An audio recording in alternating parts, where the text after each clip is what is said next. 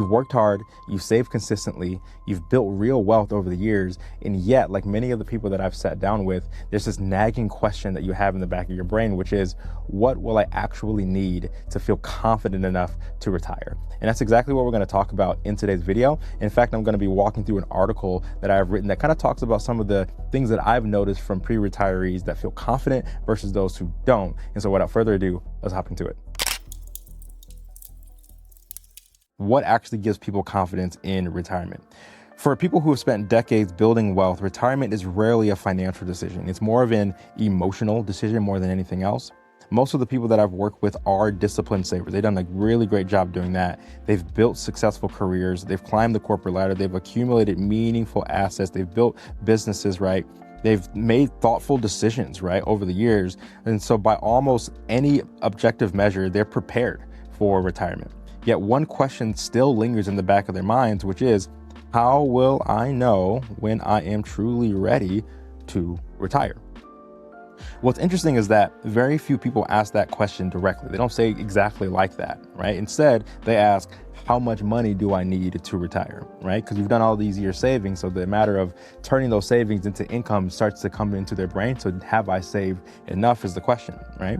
And so I would say it's a very logical place to begin. But after years of conversation with successful accumulators, I've come to believe that it's not necessarily the right question, right? The better question is, what actually gives me the confidence to retire? That's the main question, right? Those two questions sound very similar, right? But they lead to very different conversations and outcomes for that matter. One of the most fascinating patterns that I've noticed is that confidence and wealth don't always move together, right? Just because you have more wealth doesn't necessarily mean that you have a higher level of confidence, although that can be the case. I've met with people with several millions of dollars who still couldn't imagine walking away from their careers because they weren't convinced their retirement would work the way they had hoped. Now, that's a caveat that I want to mention there, because if you've become accustomed to a particular lifestyle and you've spent a lot of money year after year after year, then it does get to a place where it's like, how in the world am I going to be able to keep this up, knowing especially every single day is going to effectively be a Saturday? Am I going to be able to even spend more money in those quote unquote go-go years of retirement when I'm really going and doing all my traveling and giving all my, time away to various things? So that's just something to consider there. All right, so let's keep going here. At the same time, I've sat across from people with very fewer financial resources who felt remarkably calm about the future. The difference rarely came down to the size of the portfolio, right? It's almost always comes down to whether they understood how their retirement would actually function once the paychecks themselves actually kind of stop coming in, right? So how will it actually function, right? And do they understand how it's actually going to function once those paychecks kind of stop, right? I remember two couples who on paper looked remarkably similar. Both had accumulated substantial wealth over their careers. Their investment balances weren't really dramatically that different, and both of them had saved responsibly over decades. Yet their outlooks couldn't have been more different, okay? The first couple spent most of our conversations asking questions to the tune of, do we have enough? And the second couple asked entirely different questions. They wanted to know which income source made the most sense for a particular expense, how taxes might influence future withdrawals, and when it would be appropriate to adjust their strategy if the market conditions kind of change, right? And so at first glance, those conversations might appear kind of similar, and in reality, they reveal two different mindsets is really what I'm getting at here. And I think that matters a lot. Two different mindsets, okay? The first couple was searching for reassurance that a number would somehow eliminate the uncertainty that they had, while the second couple had confidence because they understood the mechanics of their plan, right? That distinction has kind of stayed with me over the years. Over time, I've realized that confidence in retirement is rarely created by reaching a particular net worth. Instead, it's built through clarity, right? People become confident when they understand how the differences of their financial lives work together and how those pieces will support them through decades in retirement. They know where their income will come from, right? That matters more than anything, because if you have uncertainty about that, you're going to immediately be in a scarcity mindset. So they know where the income's going to come from and how much of it is dependable regardless of market conditions. This matters a lot. Everyone wants, well, I say everyone, too many people want to put their financial worth and their financial confidence into something that is not confident whatsoever. And everyone knows that too. And so it's one of those things where we have to just think about it a little bit differently, right? Anyways, they understand which assets provide flexibility if opportunities arise or if unexpected expenses occur. They've thought through how taxes might affect different income sources and how their withdrawal strategy can adapt over time. They've considered Social Security, healthcare, legacy goals, and the possibility that retirement might end up lasting a lot longer than what they would have originally expected, right? Most importantly, they understand why their plan was designed the way that it was. That understanding changes everything. When confidence is missing, every market decline feels personal.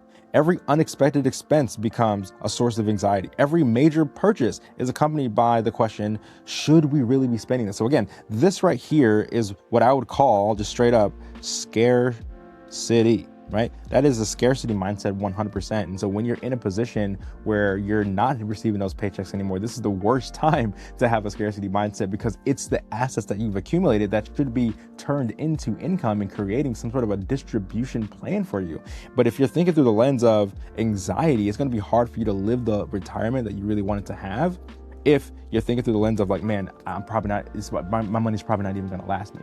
So it's just one of those things to consider of not just how much money do I have, but where is my money going? Do I have a plan? Do I know if my plan can kind of shift as other things outside of my control also shift? So that's just something to consider there. But when confidence is present, people make decisions from a very different place. They still pay attention to things like markets and taxes and risk, because those things matter, of course, but they are not controlled by them. That doesn't mean uncertainty disappears. That will never be the case. Retirement will always involve variables that are beyond our control. Tax laws change, markets fluctuates, as we all know. Health can kind of creep up on us and surprise us. Life has a way of rewriting even the best plans. So confidence isn't the belief that nothing will go wrong. That's something that I want to highlight there. It's not about that, right? It's the belief that your plan is resilient enough to handle what inevitably is going to happen anyway, right? That's why I believe retirement planning, or better known as future cash flow planning, distribution planning, things of that nature, is much more than just about investments. Investments are certainly important and they're a part of many people's plans, but they're only one piece of a much larger picture, okay? True confidence often comes when having multiple sources of income rather than depending on one, okay? It comes from maintaining liquidity so you're never forced into decisions at the worst possible time. It comes from understanding how tax buckets work together instead of leaving future taxes entirely to chance. It comes from building flexibility into a plan so that you have choices when circumstances change, right? You kind of get where I'm going here.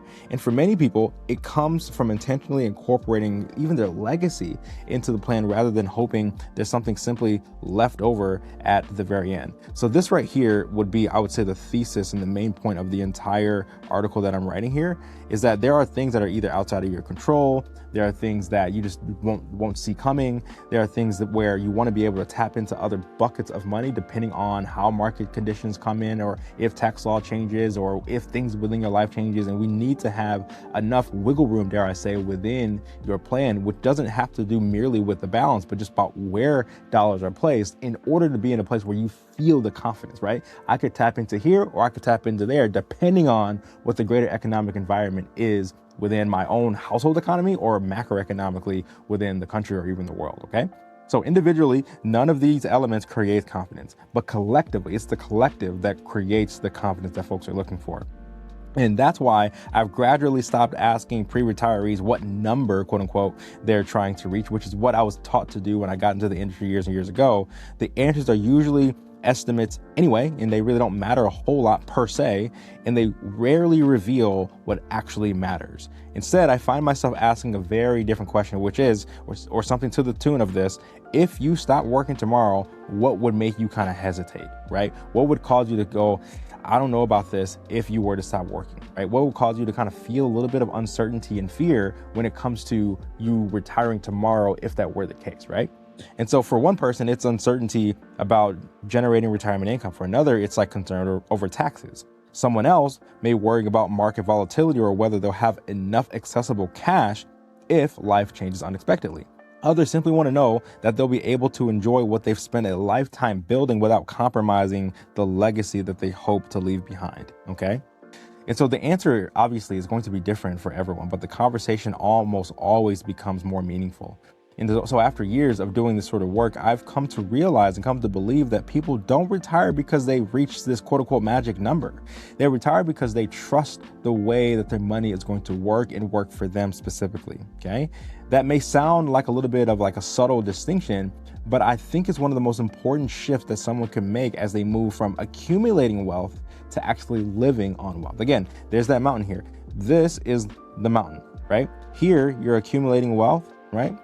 Here is the day of retirement, and then we have to live off of what we've accumulated, and it's all becoming a matter of how. And then you have a different set of rules over here than you do over here. So I hope that makes sense.